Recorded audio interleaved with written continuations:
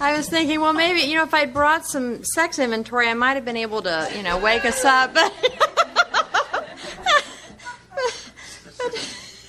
Or not,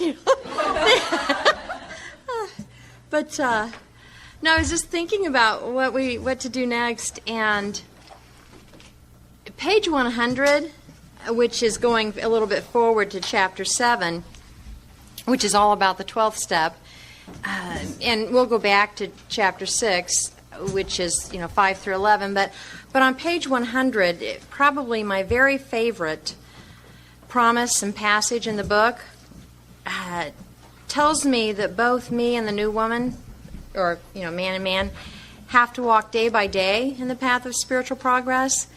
And for me, this means that there's nobody really above or below. There are many who have walked ahead of me, and thank God they have, because they can show me the way. And there are many who have yet to walk this path, but let's hope it's clear for them when they get here. But the important thing is that both of us, all of us, have to walk day by day. It's one day at a time. And the promise there, if we do walk day by day the path of spiritual progress, is that remarkable things will happen. And ironically, when we look back, we never see it apparently when it's happening, but when we look back, we realize that the things which came to us when we put ourselves in God's hands were better than anything we could have planned. That's been my experience. I've looked over my shoulder and I've seen truly the glory of God's world.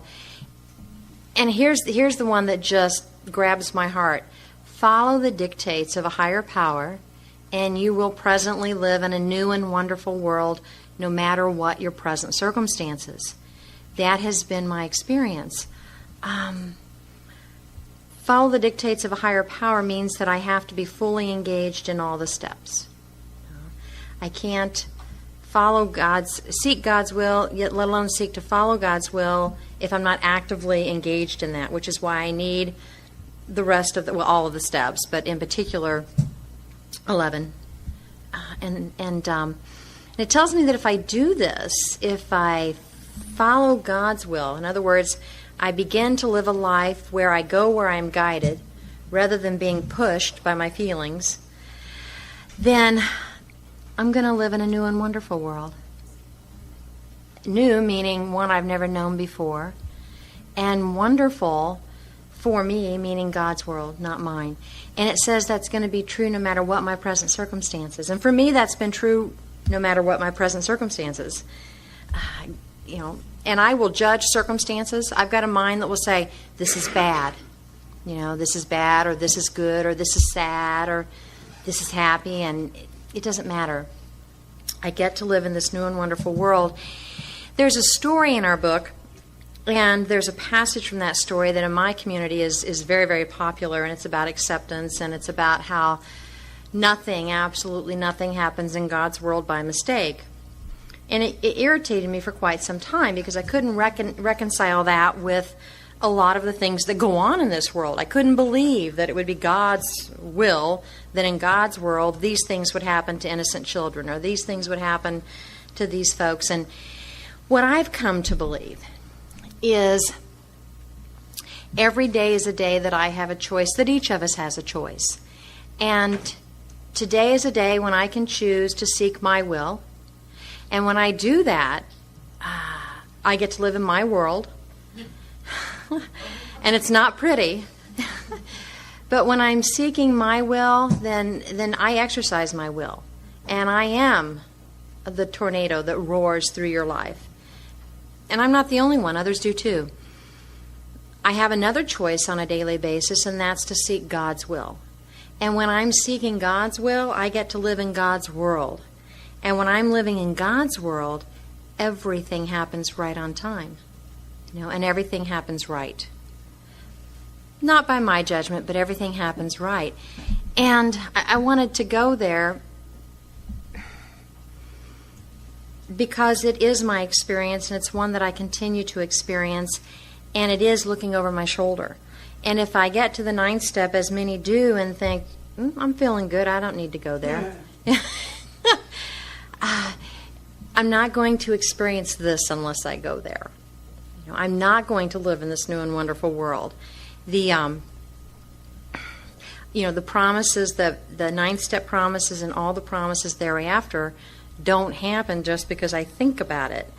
I have to be involved in action. And so anyway, with that in mind, when I began making amends, the first one I made was to my dead brother John. I couldn't go see him face to face, and the book says, when you can, see these people face to face. Generally, we harmed them face to face, so it's real important for me to make direct amends, which means to your face, and I need to be direct. I need to be very specific. The book gives us pages and pages and pages of very specific instructions on what to do and what not to do, and it covers every scenario. It covers everything from how to approach enemies, how to approach creditors, how to approach people that have harmed us more than we've harmed them, how to approach family, it covers everything. And we don't have the time to go through all of that, but you're going through all of that, and that's why we have sponsors, and that's why we have mentors. And my brother was the first one I made amends to, and my sponsor suggested that I write him a letter and take it to his grave. And what happened was, I sat on my back porch to write the letter, and I began writing, and it had been about 11 years since his death. And at some point, everything that I had shoved down 11 years earlier, because I couldn't feel it, I had to run and numb, came up. And the tears came, and the grief came. Everything came. And so I would write until I couldn't see, and I would stop and cry, and then I would write until I couldn't see, and I would stop and cry. And I cannot really articulate what happened, but I had an experience, and at one point I looked up and I saw the steeple of a church in the neighborhood, and I understood. I understood that it was okay. And what I understood was, I don't know. See, my brother John was very, very angry, very angry. And after he died, my parents found syringes and other things in his room, and we just don't really know what all he was involved with. But what occurred to me was, I don't know what God might have delivered him from. I also understood that at some level, in some way, I knew that my brother John knew how much I loved him. I just knew God made that possible. And I also understood at some level that he knew I knew how much he loved me. And so he and I had this real love-hate relationship growing up. He would literally fight me with his fist, and I would fight back with my tongue. And we did a lot of damage to each other. And then there were other moments when I just loved him so dearly I thought my heart would burst. And I've still got a little paperweight he gave me, and just a precious, precious spirit he was. But anyway, on that back porch, I'm writing, and I'm having all these experiences, awarenesses, whatever. But where I got with that was, I just knew that all was well, and forgiveness settled in. There was no. I don't have the power really to forgive anything. I believe, to the extent God, I don't even think God forgives us. I don't think God ever holds anything against us. These are just my beliefs. But anyway, the state of forgiveness settled in. And from that day to this, I walk with my brother in peace and with love. I never could have brought that about on my own. I didn't even need to go to the grave. It just happened. I don't know what your experience will be like, but if you're willing to just go forward, you will have an experience. Because I do believe that what God wants to restore us to is that state of wholeness, that state of love, that state of knowing and understanding that we are loved and that all is well. And we get so far away from that. I told you that Charlie and I, the best we could do was agree to divorce. My sister, when I was 11, I was convinced that Yes, I'm going to talk about it, Marcy. I was convinced that my life would be better. I had 3 brothers. Ugh. And I was convinced that I needed a sister, and that would make everything okay. And my parents were separated at the time, but I started praying for a sister. My parents had a brief reconciliation, and 9 months later, I had Cindy. And I was convinced she was mine. That's, by the way, that set the that set another idea about God, that if God really loves me, He'll give me what I want. And I took that into every relationship. If you really love me, you'll give me what I want. And if you really love me, I won't even have to tell you what it is. You'll just know. Talk about a Santa Claus.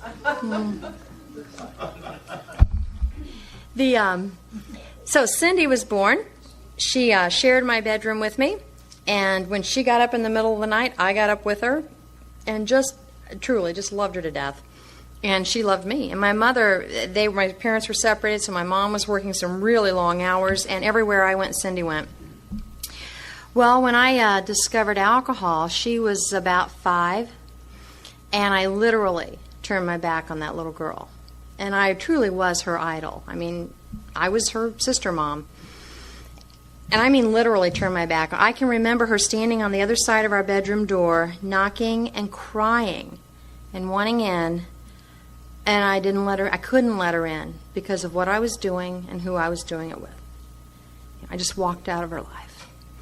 I carry this around. It's a copy of a little letter she wrote me, February 9th of 1980. Now, I didn't get sober until 89. And she's probably 8 or 9 at this time. It says, "Dear Linda, how are you? I am fine. Are you going to marry Charlie? I want to meet him. Why don't you come over sometime? Last Friday I was in a play. It was Cinderella and I was Cinderella. And you owe me 3 letters now. I didn't copy the picture. I looked at a Valentine and drew it as good as I could. How do you like it? Read the Valentines and Snoopy and Woodstock. P.S. You owe me 3 letters. I love you. Love, Cindy Kennedy." Like I wouldn't know her last name, but I owe her 3 letters. She was in a play. She was Cinderella. I was less than 20 minutes away from this little girl. And I'm so selfish and I'm so self-absorbed and it's so all about me that I'm not, let alone pick up the phone, I'm not responding to her letters and I'm not at the school play. And she loves me, and she loves me. Those are the kinds of harms that I did. I can't undo that. I can't go back and make that different. Well, I did approach my sister and admitted my wrongs. Told her how I understood I must have harmed her. Asked her how I had harmed her. Asked her what I could do to make it right. And at this time, she had just had her first child, Dustin. And she didn't ask for much. She just said, well, just be my sister again. Be a part of my child's life. Her childhood's over. But be a part of my child's life. The wonderful thing about the 12th step and practicing these principles in all of my affairs is that if I'm paying attention to that, what that means for me is that I have to listen. And my sister didn't ask for much during that setting, but over time, as I continued to listen, she continued to tell me exactly what I needed to do. And I was given blessing after blessing after opportunity after opportunity to be there, to be present in her life. Could be God. Should we get it?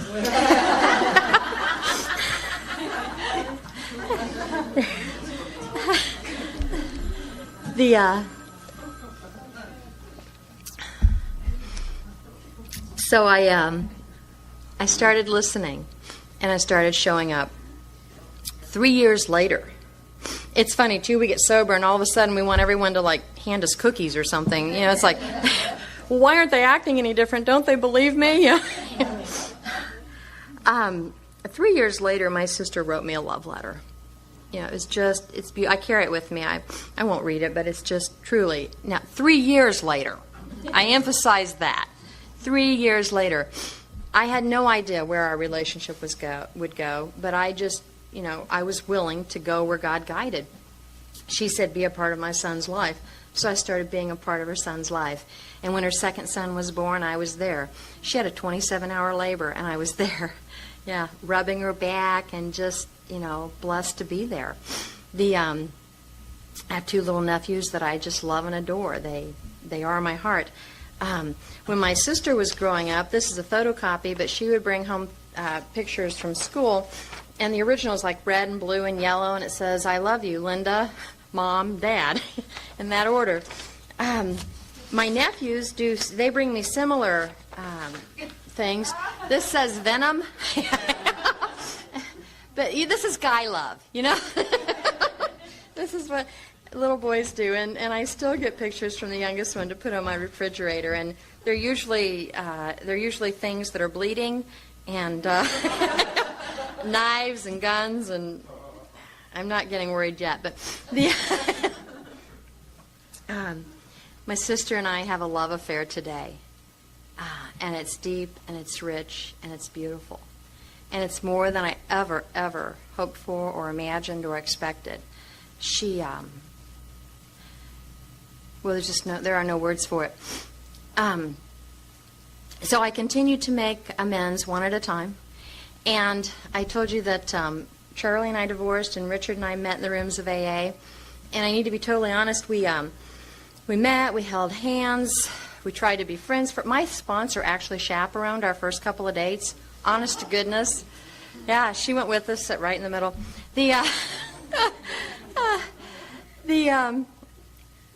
Richard did something that no other man had ever done before. It just touched my heart so deeply. I was visiting one evening, and he asked me if I would pray with him.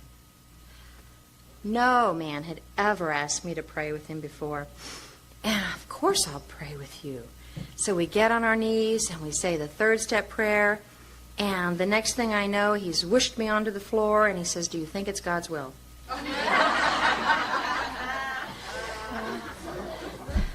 And that's just the kind of fun we had. Shortly thereafter, it wasn't God's will that particular evening, but it was shortly thereafter. And eventually, you know how we think, well, you know, we're paying rent in 2 places, that's kind of silly. We spend a lot of weekends together, so next thing you know, we're combining homes. And he tells me very clearly that he would like to wait a year before we get married, that he'd like to get married, but he'd like to wait a year. Now, I mention that because it's very important to the whole story here. Richard... several ex-wives, but his first ex-wife, the mother of his 2 oldest children, had history, long history. I mean, at this point, his children were in their early 20s, and I was very, very intimidated by that, very insecure with that. And his oldest daughter was planning to get married, and we were going to the wedding. Well, I was convinced that I could not go to that wedding as his little shack-em-up honey. I needed to go to that wedding as his wife. You know, not because of this deep and everlasting love, which I believed I had, but because of what she would think. I needed her to know who I was. I am always driven. You know, there's always selfishness and self-centeredness at play here. I know that today. The only difference today is that I'm aware of it. My entire life I was driven by selfishness and self-centeredness and thought it was generosity, purity, and good intentions. I understood, at some level that was what it was about. And I can tell you today that I had my way. I mean, I do what I do best, and I manipulated and I connived, and we got married. We were married in May. His daughter was married in August. I went to the wedding as his wife. I'm not proud of that. I'm just telling you that, a few years sober, doing lots of good things in AA, I'm still doing those kinds of things. This journey is about progress, not perfection.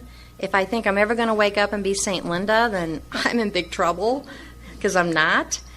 I pray that I continue to wake up and be willing to examine my life, and be willing to look at what's really going on, and let God take me somewhere. But I mention that because Richard and I had a good, happy time together, and we did lots of service together and apart. We took AA into prisons and institutions, and just the things we do in Alcoholics Anonymous, and lots of fun and lots of opportunities for growth. Whether it's chicken sandwiches or whatever.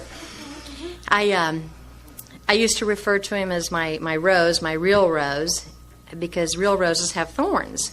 And if you don't want any thorns, fine, but you're going to be stuck with a silk rose. It's not real. So we're doing our thing, and I'm continuing to make amends, and I get all my amends. I get current, with the exception of my father. And I can't know what I don't know, but today I believe it is so important to get current with amends, because I don't believe that we get to really be rocketed into that fourth dimension until we're current with amends. If I've made that third step decision to turn my will and my life over to the care of God, I don't believe that happens until I'm willing to be current with my amends. And as long as I'm holding back, I'm managing. And that's not what the deal's about. But my father had hurt me more than I had hurt him, and so I wasn't going. I wasn't making the amends. And I got to tell you, it wasn't any big stuff. It was things like, as a child, he took us to the circus, and he drank, and he passed out, and spent half of the time leaned over, passed out on me.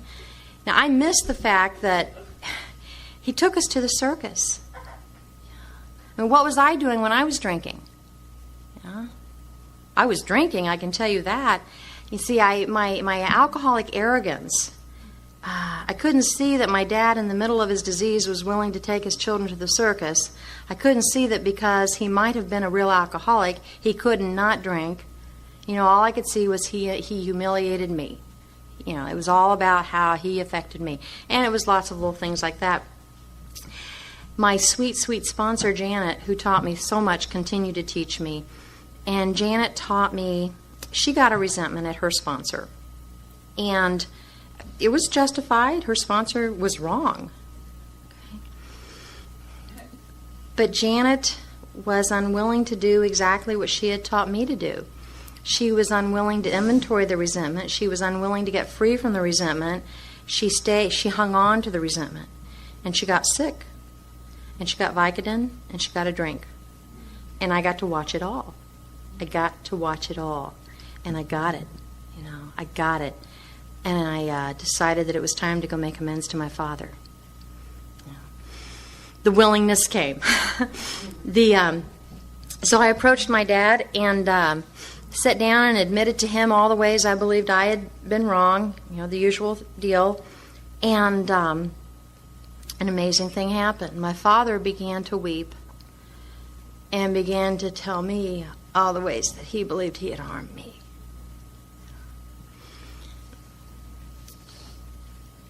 We just sat together and we cried together. I didn't try to fix him. He didn't try to fix me. But what I understand is, if I'm not willing to make the amends, then I don't, I block off whatever it is God's trying to do. And God's always trying to love. God's always trying to love, through us, to us. I believe that my father needed the door open to say the things to me as much as I needed to say them to him. And we got to just have a different kind of relationship. From that day forward, it was just natural. We didn't go fishing every weekend. You know, he loves the track. I didn't start going to the track with him. It wasn't like that. It was just natural and easy. And that was the amends that got me current. I mention that because I believe that was a turning point. That put into motion some things in the spiritual realm that I'm not even aware of. And it is about living in God's world. And just briefly, what happened after that was life went on. And eventually, we do weekend retreats at home where we actually get together on a Friday night and we ask a different person to come in every year, and they facilitate from Friday evening until Sunday afternoon, and it's a wonderful, wonderful experience, and, kumbaya, love, love, love. And it is. It truly is.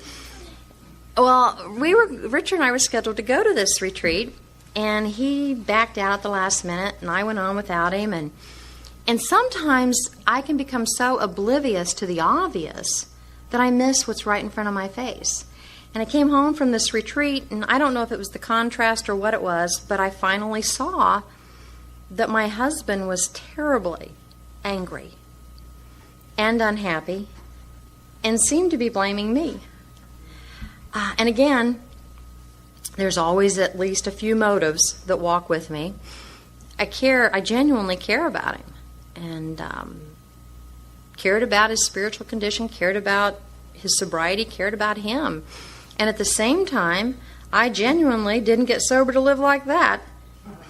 The selfishness, the self-centeredness. And so I did what you all taught me to do, and I walked through the steps, wrote inventory, prayed, consulted with my sponsor. Where I was guided was to suggest to Richard that maybe we needed to live separately for a while. And I'd had a little awakening prior to that. We were laying in bed one night, and I realized that I had the power to make him feel different for a minute. I had the power, emotionally, to make him feel different for a minute because I was willing to assume that power, and he was willing to give it to me. And what had seemed very gray at that moment became very black and white. It's not my job. His happiness, his well-being, his feelings are not dependent upon me or any other human being. It's dependent upon God, as are mine. So I suggested to him that maybe we needed to live separately for a while. He did not agree, and that was okay, because I wasn't there to push an agenda. I was just going where I was guided, and that was fine. He came back about a month later.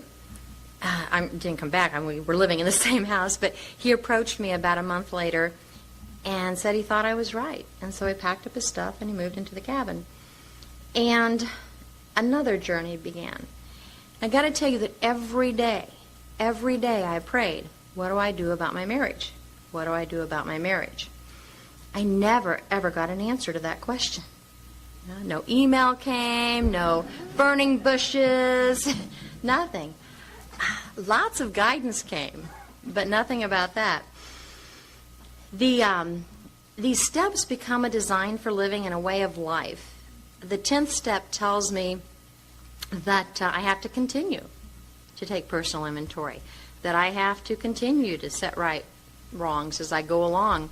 And then it tells me that when these things crop up, fear, resentment, not if, but when, the instructions for the 10th step, of course, begin on page 84, and it says that as I begin to make amends, I have to vigorously commence this way of living. And it's simply, for me, and this is just my understanding, the 10th step is about taking the first 9 and living them. I vigorously commence this way of living, and they're pretty much all contained in that little paragraph. It says we continue to take personal inventory. That's 4. I can't continue to take something I haven't already done. And so I learned how to do that in step 4. Continue to set right any new mistakes I make as I go along. That's 8 and 9. vigorously commenced this way of living as I cleaned up the past. So while thank God I didn't wait 5 years to start working the 10th step. I don't wait until I'm current with my amends. I start doing it now. It tells me I've entered the world of the Spirit. By the time I get to the 10th step, I have entered the world of the Spirit. And then it tells me all throughout the book I get direction. And they tell me here that my very next job, my very next function is to grow in understanding and effectiveness. And that it is not an overnight matter. It'll continue for a lifetime, which means there's always going to be more revealed.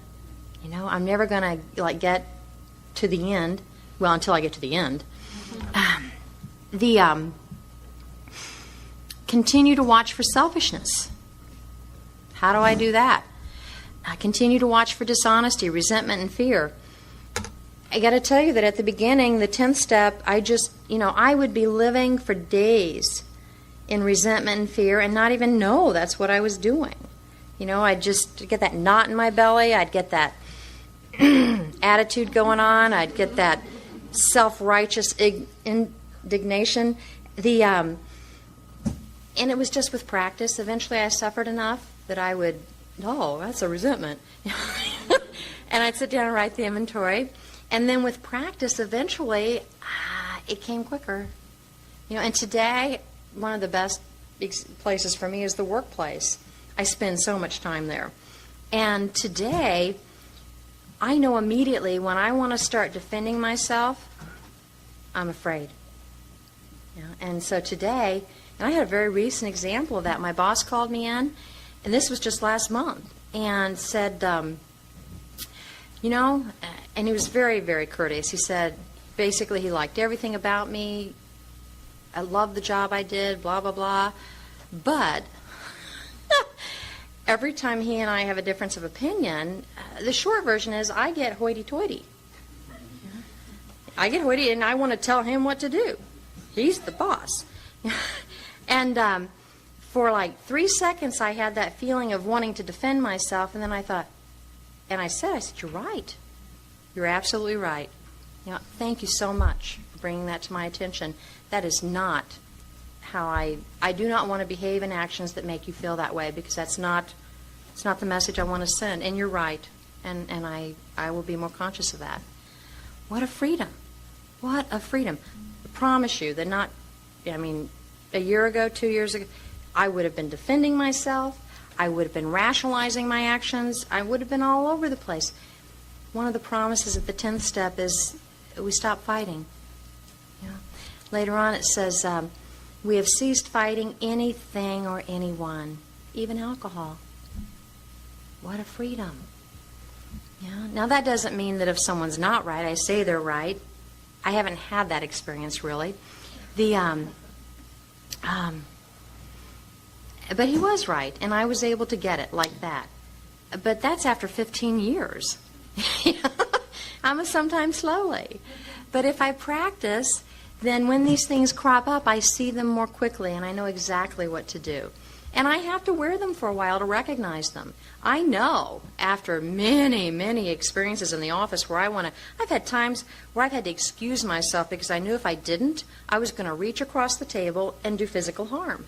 In the office. It's not a pretty world. So we watch for these things, and when they crop up, not if, we ask God at once to remove them. That's a prayer. We ask God to remove them. Well, again, I don't always see them. Sometimes I have to write the inventory before I even understand what's going on. So that's just a process. We discuss them with someone immediately, sounds like a 5th step, and make amends quickly if we've harmed anyone, 9th. And here's the piece that I always forgot for the longest time. Then we resolutely turn our thoughts to someone we can help. Love and tolerance of others is our code. Not I'm right, which is where I want to go. And then we get a whole set of promises. By this time, sanity will have returned. We'll seldom be interested in liquor. If tempted, we recoil from it as from a hot flame.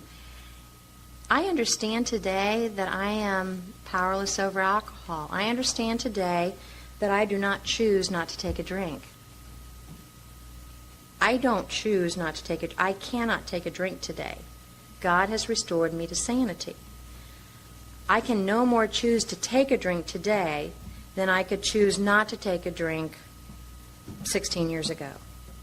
That's my experience. And I've been in situations where drinks are there. I've been in hotel rooms that have mini bars. I can't do it. Now, that doesn't mean I haven't had a thought. I can remember the first time I saw the Zima billboard. I thought, oh, I wonder what that would taste like. But it wasn't an obsession. It was a thought, and then I thought, oh, yeah, right, you're missing something, Linda. And say a prayer and go on. I understand today the difference between a thought and an obsession. If it's an obsession, I'll drink. If it's a thought, I can pray, I can move on. I didn't have that freedom before. If I thought it, I did it. And it wasn't just about drinking. Yeah. He goes on to say in step 10 that we react sanely and normally, and we will find that this has just happened automatically. We'll see that this new attitude toward liquor has been given us without any thought or effort on our part. It just comes. I used to take issue with that. It's like, I've done a lot of work. What do you mean it's no effort on my part? And it really wasn't. It really wasn't. The things I've been working on are a relationship with the source. What the steps do is the steps give me a way to grow in relationship with the power that keeps me sober. I don't keep myself sober. I don't change that within myself. A power greater than me does that. And in order for me to live happily and serenely and sober, I have to engage in having a relationship with this power. It goes on to say we're not fighting it, nor are we avoiding temptation. We've been placed in a position of neutrality, safe and protected. The problem has been solved. It doesn't exist for us. We're not cocky, nor are we afraid. That is our experience. This is how we react, so long as we keep in fit spiritual condition. One more thing that comes to mind that I want to point out with regard to the ninth step, it says somewhere that the reason we make amends is to fit ourselves to be of maximum service to God and the people about us. Back on page 77, it talks about our real purpose.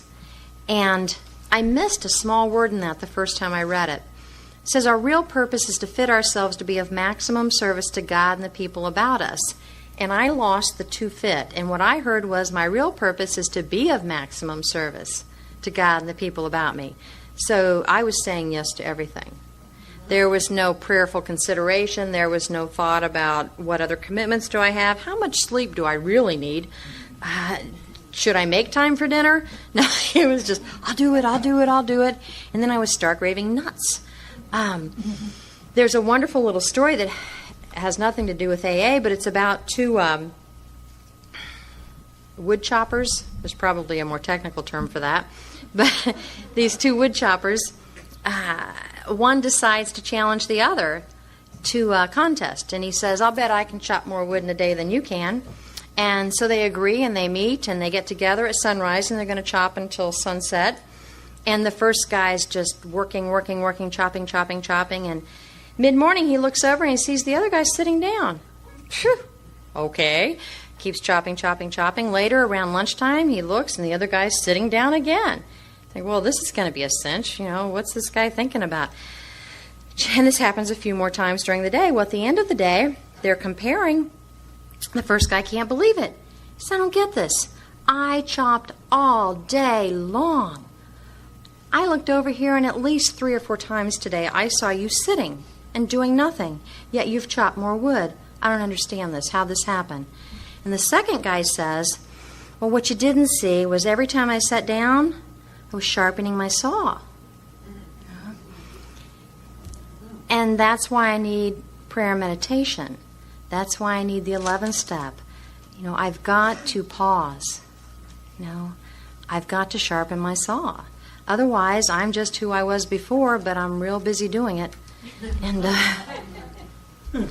so anyway, Richard packs up his stuff and moves to the cabin, and And I get to, at 8 years of sobriety, I get to take a look at my relationship with money. Now, up to this point, I had been in debt, out of debt, in debt, out of debt, and, various men and their wallets in between. I thought that I was living the seventh tradition, which is about being self-supporting, declining outside contributions as long as I paid my Visa and MasterCard bill.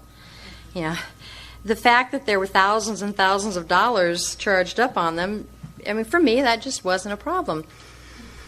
Well, when Richard moved out, we agreed that we were leasing at the time, that when the lease was up, if we hadn't figured something out, we would be financially independent until we did figure something out. And that time came, and I've got to tell you, I'm just crazy because I've got lots of debt, and not a whole lot to show for it unless you count all the plastic stuff, from Walmart and Target. The tons of debt. And I want to file bankruptcy. And I go see an attorney, and I even leave a retainer, but it's bothering me, and it's bothering me, and it's bothering me.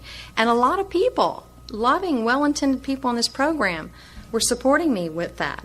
And bankruptcy is the spiritual solution for many. It is. It just wasn't my solution.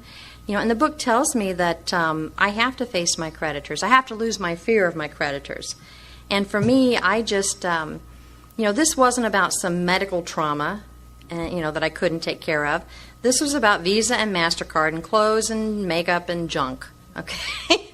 And so I got to do what you all taught me to do, and I've got just I've got that inventory with me, and if you'll allow me, I'd like to share it with you. The prayer was, God, thank you, and please help me to grow toward what you'd like me to be.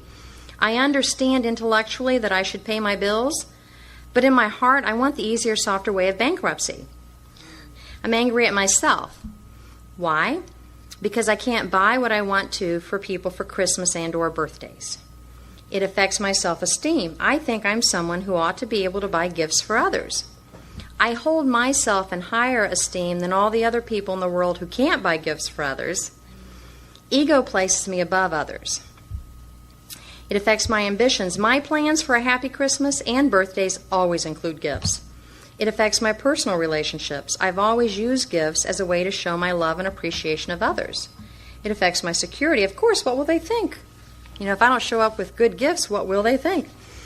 I'm angry because I can't buy what I want to for myself, including getting the kind of apartment I want when my lease is up.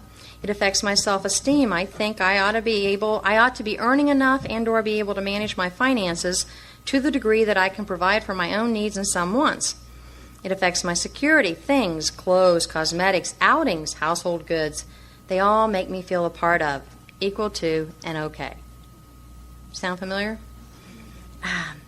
It affects my ambitions. My plans are to dress the way I'd like, look as good as I can to others, go and do the things that demonstrate to the world around me that I'm okay, and invite people into a home that reflects the same.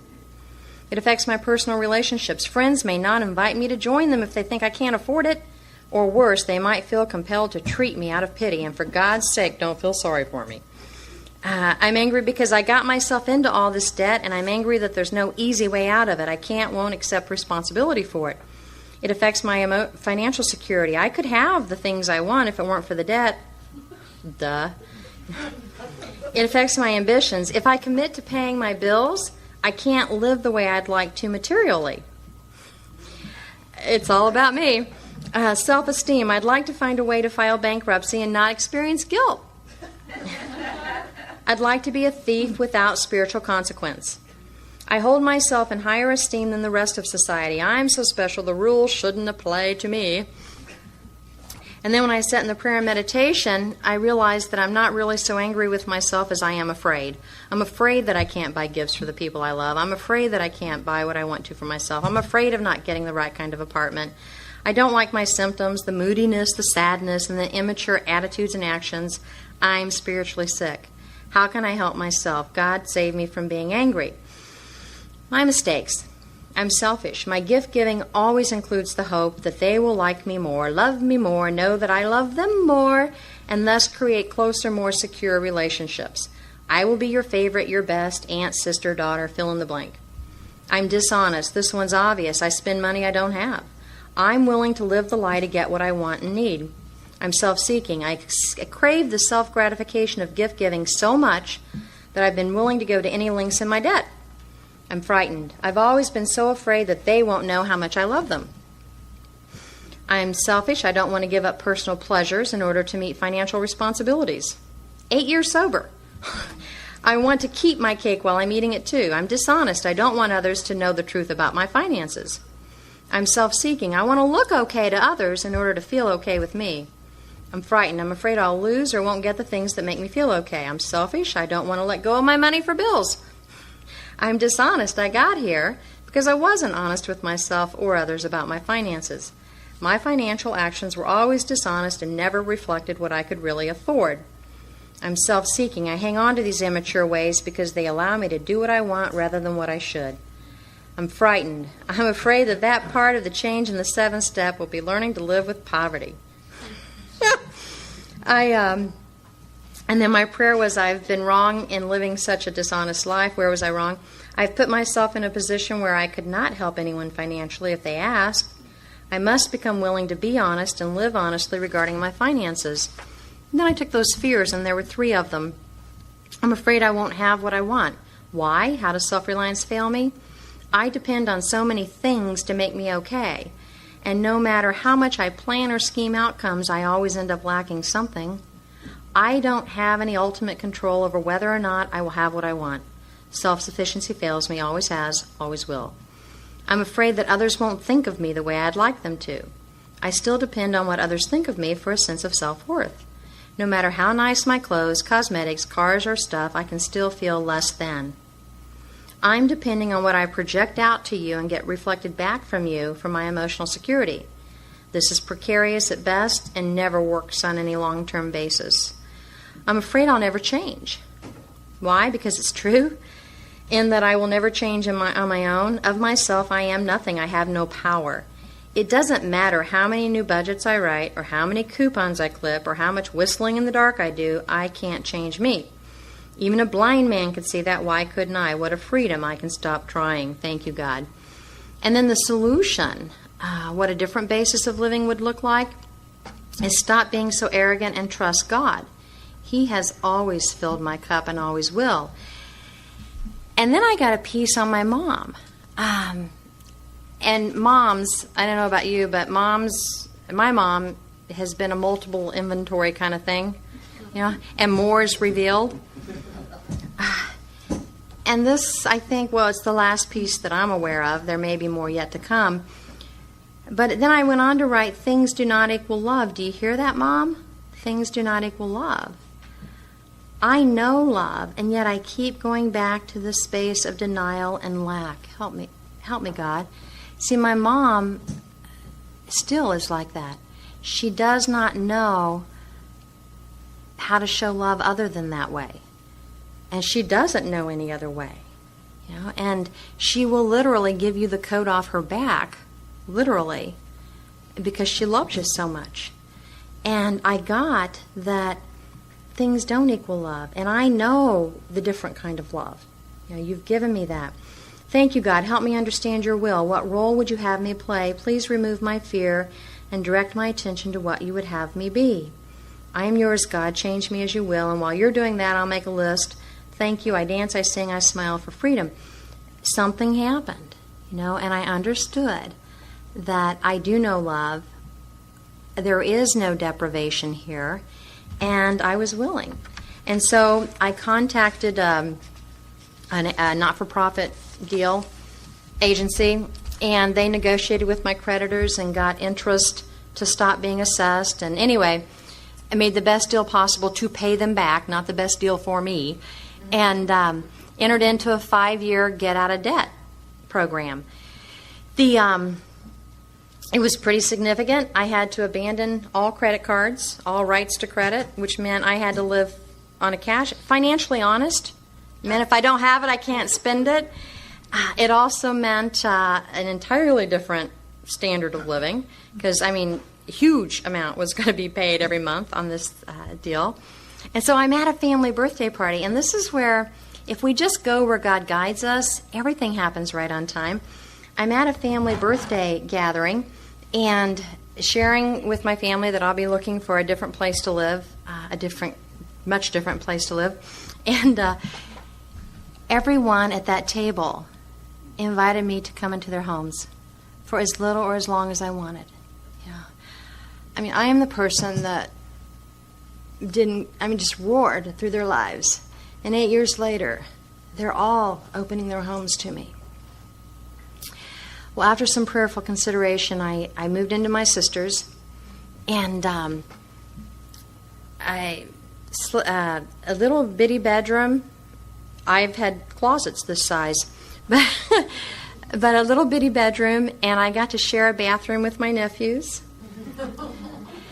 And it was different. It was sharing a bathroom with little boys is a constant, perpetual party. You know, there's always something going on, and they're always there to keep you company. Yeah. And the room I was in was adjacent to where they watch TV, and I can remember on Saturday mornings at 6 a.m. hearing those two little munchkins out there watching those Three Stooges and giggling and laughing and just laying there realizing what a blessed life I have. And I was aware of it. I had always loved my nephews, but I just felt head over heels in love with them. You know, to just be there and to really be a part of their lives. And see, if I had listened to my mind, I would have filed bankruptcy so I could have stuff. And I would have missed what was really important and what was really precious. And I got to tell you that I wrote this in early December, and that Christmas was really uncomfortable because I showed up with cookies. But you know what? I had time. I wasn't spending any time at the mall. I wasn't wrapping gifts. I showed up with me and my cookies. And we shared love, and I got free. And this is a deeply rooted belief I had, that I had to have things, so that you would know that there was love. Freedom beyond my wildest dreams. And I would have missed it. Quickly before we take a break, I moved into my sister's on November 1st of 1999, and that meant moving from one side of town to the other side of town. And on November 10th, 10 days later, my father was diagnosed with glioblastoma, which is terminal brain cancer. And because I was there, I was literally minutes from his home. Because I was there, I was available. And because I was there, I was able to be present and available to my father for the next 7 months, one day at a time. And if I had had my way, if I had followed my will, I would have still been on the other side of town with lots of stuff. Yeah. But anyway, it's is it time for a break? Take 10 minutes and come back? Okay. Thank you for listening to Sober Sunrise. If you enjoyed today's episode, please give it a thumbs up, as it will help share the message. Until next time, have a great day.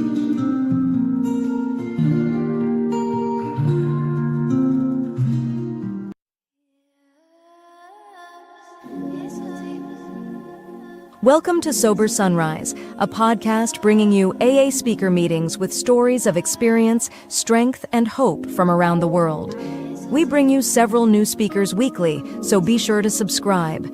Whether you join us in the morning or at night, there's nothing better than a sober sunrise. We hope that you enjoy today's speaker.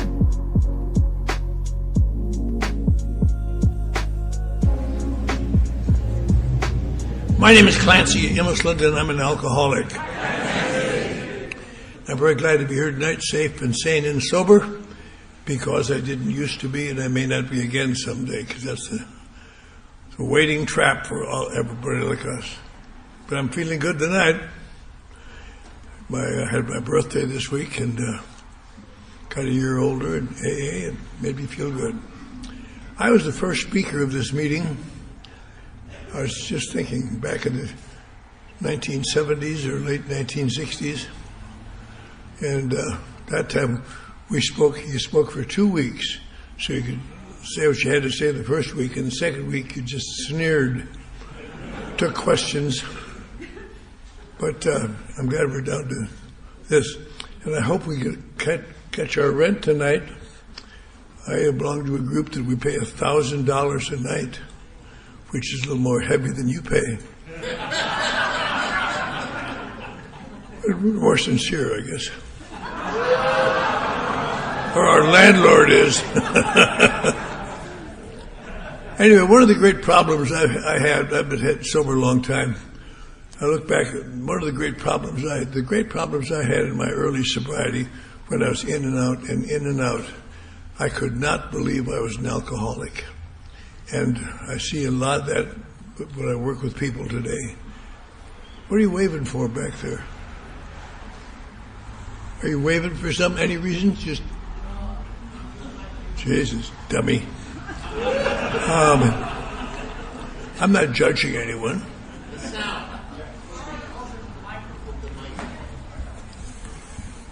There you go. Don't say that. Anyway, I could hear me. That's all I was concerned about. I've had a lot of problems in dealing with people who did not believe they were alcoholics, and I certainly understand that, because I was in and out of AA for almost 10 years, and I could accept the philosophy of it, but I knew I wasn't an alcoholic. And when you don't believe you're an alcoholic, this is just do-good stuff. And no one's going to do do-good stuff if they can help it. And so I didn't really believe I was an alcoholic, and I also had a great disagreement with God. So I didn't want to pray. And that doesn't sound like much, but it really affects people who have had a religious youth. I had a religious youth, so I always believed in God, but eventually he became my enemy instead of my friend. And it started when I was in jail one night. They had to come and tell me my son had died while I was in jail. That made me feel terrible. And I cursed God and said, "Damn you, God, you killed my little boy that never committed a sin in his life that I know of, to punish me because I'm a sinner. Well, screw you, God. You'll get me when I'm dead, maybe send me to hell, but you won't get me for the rest of the time." And so I always had a little difficulty fielding those two objections in newcomers. In my case, I got a sponsor. I didn't want him. He was assigned to me. He didn't want it either. He was a movie actor, and I was glad to see him because I knew that they had a lot of money. And I figured he needed a new friend and I could help him. But it turned out he didn't need a new friend. He needed a sober baby, I guess. So he really ground me and spit me out. I always could outsmart people in AA, but I couldn't outsmart him. Not that he was smarter than I was, but he's just more experienced. I remember I was living in the back seat of an abandoned car in the corner of Wilshire and Fairfax at that time. It was at the AA club parking lot, so there was a certain spiritual fallout. And he would call up the club at, say, at 3 o'clock, say, "Tell them to be outside the street at 5:30, 6:30, 6 o'clock. They say, "You got to be out the street, go to the corner at 6 o'clock. I thought, how dare that guy do that to me? But I'll be out there, and he'd wheel up in his big Lincoln, and I'd jump in, and away we'd go. He did a lot of speaking, and I would go with him while he spoke, and I'd sit in the front row. And after about 5 weeks of this, I could give his talk better than he could, you know.